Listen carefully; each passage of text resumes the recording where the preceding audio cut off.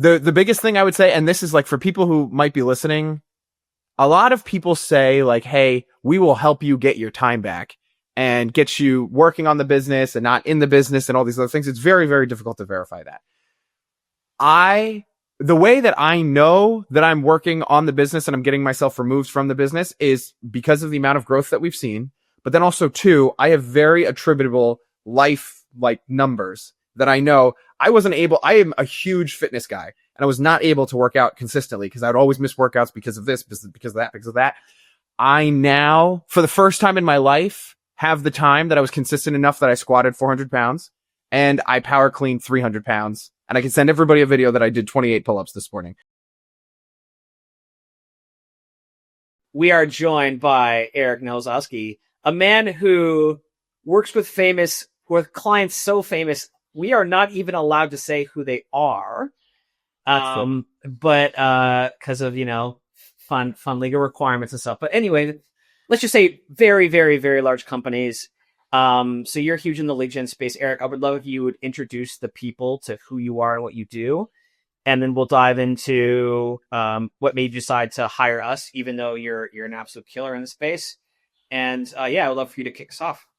Yeah, so I guess I've been doing cold email for 7 years or something, but running the agency for three and a half. And so basically we first got started like every business gets started, especially in the services space.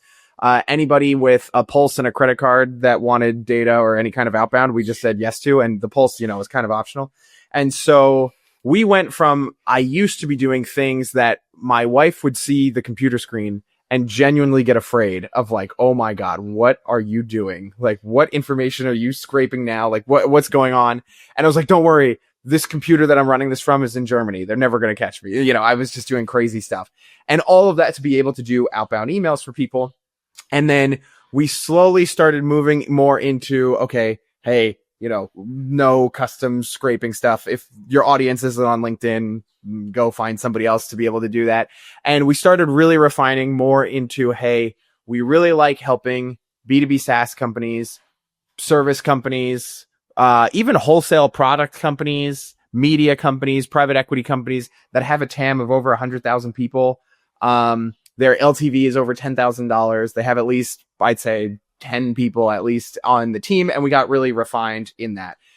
You guys came in at the perfect time because I actually heard of you guys multiple times, even like a year before we even worked together. Everyone was like, oh, OpsKings can really help you. And I was like, I don't even know what my business is to be able to, scale and really be refined. I don't even know what we would do.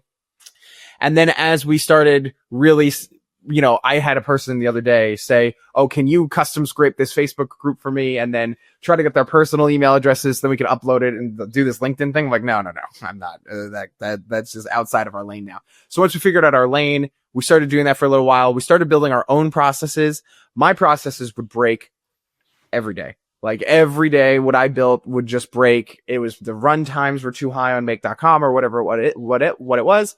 And so then both Taylor Haren and Enzo Carasso said that they were using you guys. And so then I said, oh, you know what? We need something like that as well, too. So that's how we started using you all. And that's how we got here today. Yeah, lovely. One of the things I was curious about is, was there a moment that made you realize like, okay, like I actually need to get help with this versus what a lot of people could do is just like, hey, I'll figure this out myself. You built a lot of make automations yourself. What was it that made you decide like, yeah, even though I've built the system to what it is, I need somebody else to come in and help me get it to the next level?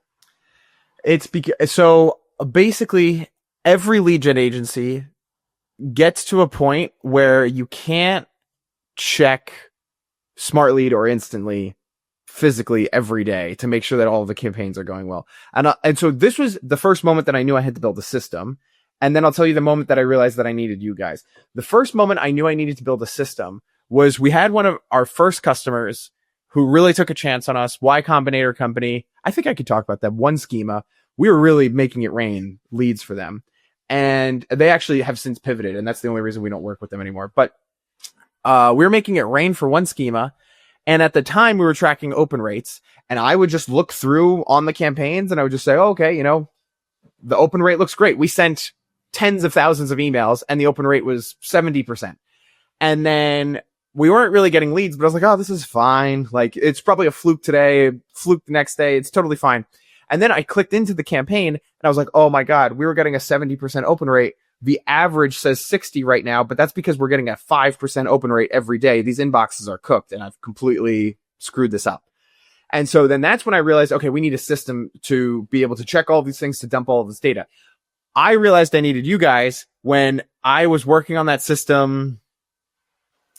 I mean, every weekend that my wife was hanging out with a friend and I stayed home, every night I couldn't sleep, and then hours during the day, and the numbers were still wrong. And that was when I said, okay, somebody else has to come in here. Because as you all know, every engineering project is always 90% done. And so I needed somebody who could fill that 10% for me. Yeah. And now today, I mean, and we'll get into this, but like the short and sweet of what has OpsKings done for us, the biggest thing is I just trust my numbers now. Now it's like, okay, this is what we sent. This, like, okay, perfect. And just the level of trust that we get on there and then the actions that we can take. Because in the cold email world, and I tell my team this all the time, there's only 3 things that can go wrong with a campaign. Either the campaign just is not working at all and it's just flat out like the copy and the audience just isn't working, or it is working and then one day your inboxes get cooked, or it is working and you just ran out of leads. And those are literally the only 3 problems. So either you have to restart the campaign and do something different, or your inboxes are cooked, or you ran out of leads, and you need to be notified about all 3 of those things. And there's different paths that you take based on what it is. But you just need to know those things. And now the system you guys built for us, I love it so much. I had Steven change the name. It was like internal reporting. And I was like, no, we have to change the name of it to the money overview, because this is just like where we look to make all of our money. So, and we could get into that, but it was really, I knew that we needed you when I was spending hours and hours and hours and my numbers were still wrong all the time. And I just had to say, all right, we need somebody else to do this. No, cool. awesome. Tony, I say, Tony, hop in here because I talk too much. One question, the usual. One question I have is, so obviously there was a very direct sort of technical issue that you were facing, which is like, hey, I cannot crack this technical problem of just pulling in the raw numbers and trusting them. How did you, or like, what did you expect coming into the relationship with us? Would it be just like, hey, I'm going to tell these guys exactly what I want and they're going to build it? And did it actually work like that? Or was it more consultative, and we were able to not only build the stuff, but also point you in the right direction in terms of what we know the industry kind of situation was? I would say, and I don't think I've ever told you guys this, but my expectation, since a big reason we wanted to work with you guys is because you've worked with so many other cold email agencies, is I kind of thought that you had like internal products that you've already made for cold email agencies, and we were just going to get like a copy and paste and just like, hey, this is what we built for everybody else. Here you go. And I can tell you did that a little bit just because I can see in like the Airtable base that there's like things, there's columns in there that we don't need that obviously like had to have come from a little bit of your best practices, but you guys really dove in and not only were saying, hey, this is a cold email agency, let's forget about Eric and just, he runs his business just like everybody else. We still built it from the ground up. It was like building a pyramid kind of, where you guys had that foundation of what cold email agency owners need. But then I thought my biggest worry was that we were just going to get a copy and paste of just like what everybody else is getting. But it was literally built, with your foundation, but then custom above every other thing above that as well too, to our workflows, to how we need the automations to be set up and everything. It was completely built. And then, I mean, the biggest thing is our numbers are right now. So that's like my biggest like success with you guys. And to give people some context, we have 53 customers right now. We're sending 4 million emails a month. Next month is probably going to be 5 or 6. Like we are not running a small, like little tiny email operation as well. So the numbers being correct is a really big deal for us. How did that growth look like from when you originally came to us, which was at this point, I think about 6 months ago or something, to now? And this can be in terms of number of clients, total volume you're sending. Would you say the system now can handle more volume? Oh, the system can absolutely handle more volume, and we can set up more campaigns. I'm trying to think of the main stat that I would give, because we were also, full disclosure to everybody, like we were also holding back sales because I just didn't feel like we could take it on. And so then because of the system, I just felt like we just opened up the spigot because I just knew that we would be able to trust it. So I think when we first started talking 6 months ago, maybe we were at like 2 million emails a month. And now we're at 5. And there are certain customers we would not, like we have one customer we were sending literally 80 to 90,000 emails a day for, and we're driving 90 leads, 95 leads or something, in a very commoditized space. So if anybody wants to tell me that's and so it's just to be clear for the audience, this is 90 leads, not for this is not the Twitter 18-year-olds. This is 90 leads per day. And this is not per day. Oh yeah. Yeah. Because like a lot of people, so, like here's the thing, like so to give like credit to our audience, or some people that are watching this are like, hey Eric, did you want to book an extra 20 calls per month with my brand new and you're like, well, no, can you beat 90 per day? Because if you're not 90 per day, it's not even like in your. It's like there's this different orders of magnitude that you're talking about here. So yes, it's 90 per day, and yes, I did say per day, not per quarter or per year, but per day. So just yeah, exactly. And Eric's the big boy here, guys. Yeah, and so I'm trying to think of there's a couple of things. So 1, we can handle the more volume. 1, we know that our volume is right, or 2, we know that our volume is right. 3, I just had more confidence that we could take on more customers and not drop the ball. And then I would say the biggest thing is we have always had, and the people that I'm close to in the cold email world will know that this is our problem. I've always had a revenue like collection issue. Like people pay, but it's hard to like, and it's probably because I am like a conflict avoidant people pleaser person. And it's just like the thing that I have to work on. And my wife tells me all the time, and my dog can even realize it and all this other stuff. And I just have that problem. We were able to even just increase revenue just on collecting invoices because it was so black and white of like, these are our numbers. We did this thing for you. You got to pay us. And like, put the revenue growth aside, like just being able to kind of just like have it black and white for our customers to be like, well, this was fulfilled on, now we need to get this done. That was always a huge issue. But then we've also grown tremendously as well too. I think maybe we were at 35 customers when we started. Now we're at 52. And some of them are not just our regular retainers. Some of them are very high volume people who are paying more as well. So that is what I would attribute the growth to as well. Awesome. No, that's first of all, congrats. For impressive numbers. One thing I'm curious is, obviously outside of what happened in the business, and what is the sort of transformation that the business went through, how did your role specifically transform from when we started to now? Like where does your time go? Where does your energy go now? I tell people this all the time. My content has actually suffered a little bit because I am now more a like manager and like mover of the tasks and the people and all the things. And I do far less. I can't even remember the last time I have set up a clay table or set up a campaign myself. So then when it comes to content, because usually I would build something and then I'm like, okay, we're filming a video about this because I spent all this time on it. And now it's like, oh shoot, I haven't done that in a little bit. And I won't make content for anybody who's watching this. Like I will not make agency related content because I already get enough agency nerds following me. I love you guys. I really appreciate it, but my ICP. So I'm just not going to make that content. But now I am very much like I tell everybody I'm more of a go-to-market engineer. I'm less of a go-to-market engineer and more of really just like a project manager and a people mover now at this point. The biggest thing I would say, and this is like for people who might be listening, a lot of people say like, hey, we will help you get your time back and get you working on the business and not in the business and all these other things. It's very, very difficult to verify that. the way that I know that I'm working on the business and I'm getting myself removed from the business is because of the amount of growth that we've seen. But then also too, I have very attributable life like numbers that I know I am a huge fitness guy and I was not able to work out consistently because I'd always miss workouts because of this, because of that. I now, for the first time in my life, have the time that I was consistent enough that I squatted 400 pounds and I power cleaned 300 pounds. And I can send everybody a video that I did 28 pull-ups this morning. So it's like verifiably when these guys say, we will get you working on the business and get your life back.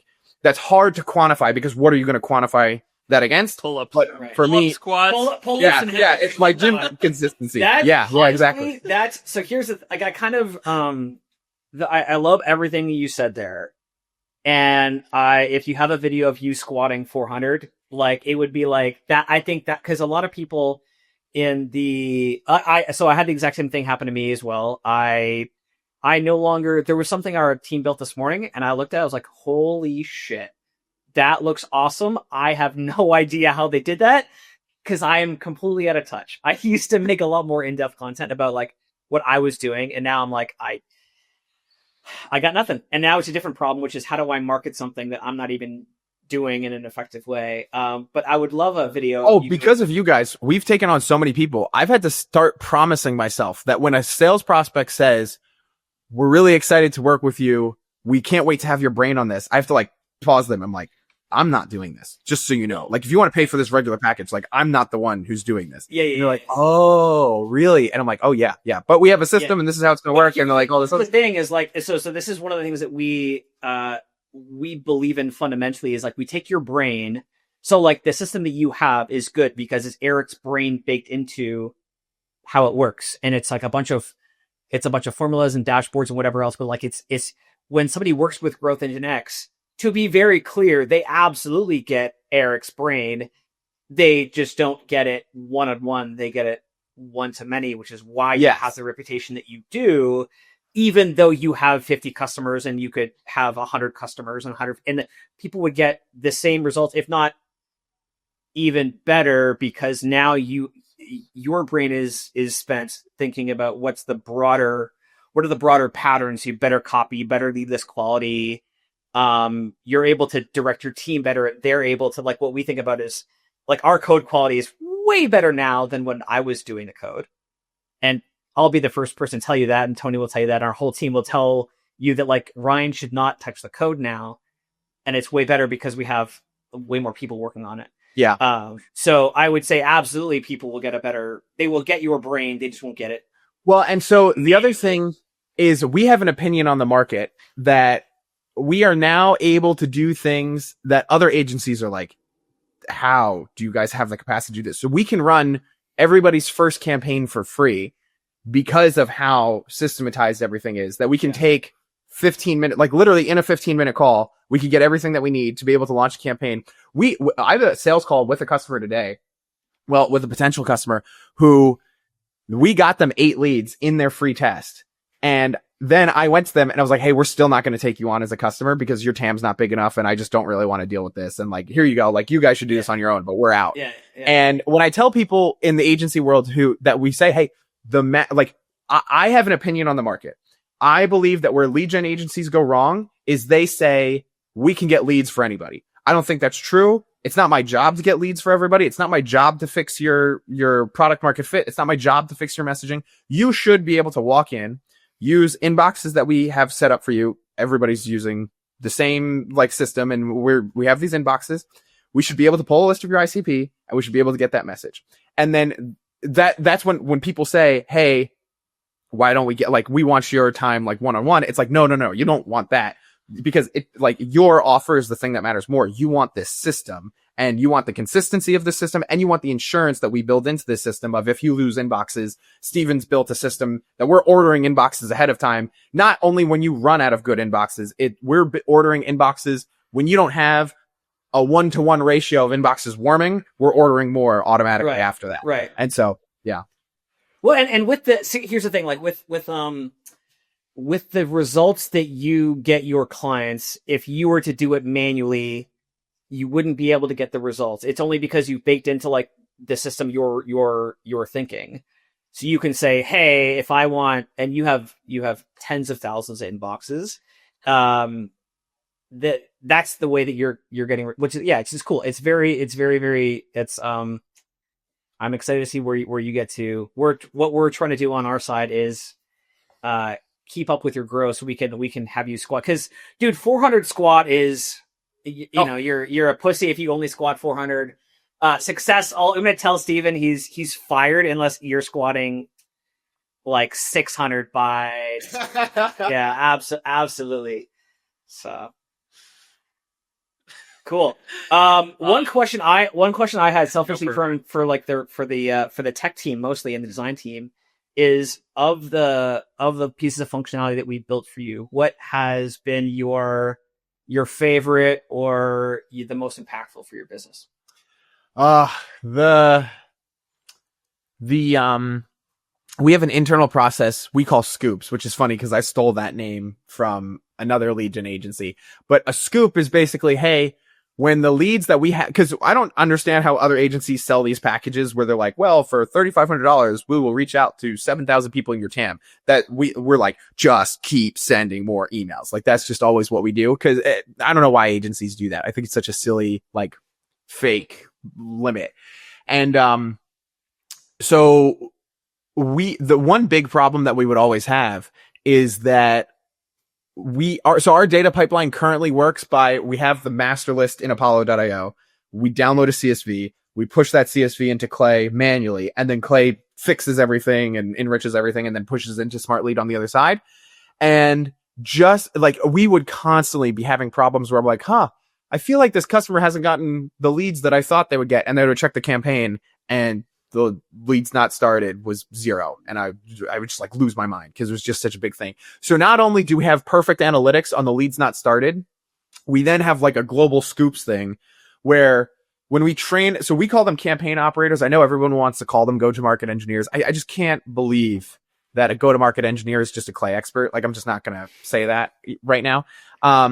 So we call them campaign operators. Our campaign operator, like, process to hire new campaign operators is like, they start with scoops. And so now we have 2 people on the team who we are training up, and their only job is to just look at the scoop table that Steven built for us and literally just move CSVs all day. And that is like, we have so many customers that we call autopilot customers that as long as we have extra inboxes warming for them, as long as we have enough inboxes for them currently, and as long as we have leads not started for them, I would say at least half, but maybe more than half of our customers, as long as we are just sending enough emails, will just hit their lead quota. Like that, like we have, I call it the only sellable part of my business. It's just like, we have this like bunch of customers that they just win every day as long as we're just sending enough emails. And trusting the fact that we have the numbers, and then 2, having the views so that when campaigns start going down, it's very easy for people to just keep shoving more leads into that. That's probably the most impactful thing for our business. That's it. So and for me, the one element that I think is and you kind of stated it for a bit, is like, that's the only sort of sellable part of the business. How does that look into the future? Like, how do you see into the future your business kind of moving forward? So, you know, we have a tracker of 6 months with you. Where do you see in the next 6 months? Is it just like, hey, add fuel to the fire, add fuel into the system that's already working? Where's your headspace in terms of you wanting to grow your business now? Yeah. So I want to see if we can take a shot at reaching $10 million in revenue. I don't think I've ever heard of a cold email only services company reaching $10 million. I feel like maybe somebody told me about one, but they don't only do cold email as a service. I want to see if we can do it, because I just think about how many cold email freelancers, tiny agencies, and then large agencies are out there. And it's like, there's definitely enough market out there. You just have to have a system that you could be able to handle it all. And so this is kind of the first time that I've ever seen, like, we can keep the integrity of our reputation, hopefully, if we basically have this funnel now that's like cold email and content gets people into free tests. We prove that we can get leads for people for free, get them to sign contracts, only work with the cream of the crop customers, and then stack customers that we know that we can get leads for. And then, as every agency owner who's listening to this knows, if you're getting leads for somebody, account management is way easier than if you're not getting leads for somebody. And then hopefully just keep stacking our way of like working with people that we know that we can get leads for. As far as, I mean, is there like an exit or something in the future? The biggest thing is like, one, I used to work at Clay and my equity vested. And if you saw the news, my retirement's taken care of. So I don't care about a big like cash out like that. Cause also I don't even know what I would do. Like if we're to sell the business, like what would I do after? Like I'm probably just going to run another cold email agency. So we might as well just try to tweak it and just try to run it up as much as we can. No, love it. Final couple of things, sharing your experience with the team that's been working with us. Obviously, you mentioned Steven, some of the other guys. How has been the experience working with the team behind us? Obviously, it wasn't me and Ryan. Oh yeah, as Ryan said. Yeah, I talked so I wanted to. Yeah, exactly. Yeah, no, share about how that was.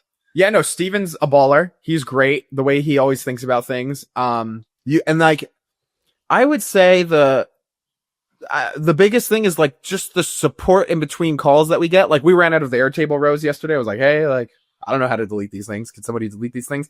And then we were on it immediately. No, Steven was great. He came up with great ideas. He even wouldn't really be like a yes man on things. He would push back and he'd be like, oh, like that's how you want to do it today, but it's not how you want to do it tomorrow. And we would have that like good conversation back and forth. And so, yeah, no, Steven was great. Awesome.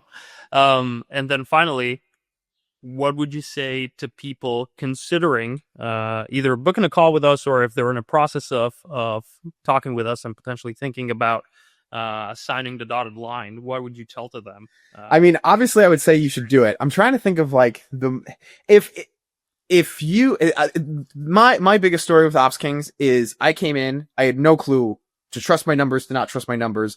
My automations were constantly breaking all the time. The biggest thing is we trust our numbers today. And I think that is such a simple thing to say, but the power of being able to trust our analytics is the most powerful thing. So if you need that, like we very much use you guys for the analytic stuff. So I'm sure there's other things you do for your customers, but the thing I would say is definitely if you need that analytical data so that you can make decisions and then everybody else in your team can make decisions, that got completely taken care of for us. There we go. Ryan, cool. You want to wrap up? You know what? I think you said it all. We talked about how much you squat. We talked about how much. I mean, I'm afraid to ask about other elements of your life that may have improved. I don't know, man. I think that was it. I think Eric, you said it really well. We're looking forward to the next squat PR, obviously. And that's a wrap for today, guys. Thanks so much. Well, I mean, if it's too much to ask, maybe there's like a reverse thing. So Outbound Sync has basically told us that we get more replies than anybody else on their platform. Smart Lead has told me that we get more reply. We're in the top 3 of all of the users on Smart Lead. We get more replies than anybody else, and we're in the top 3.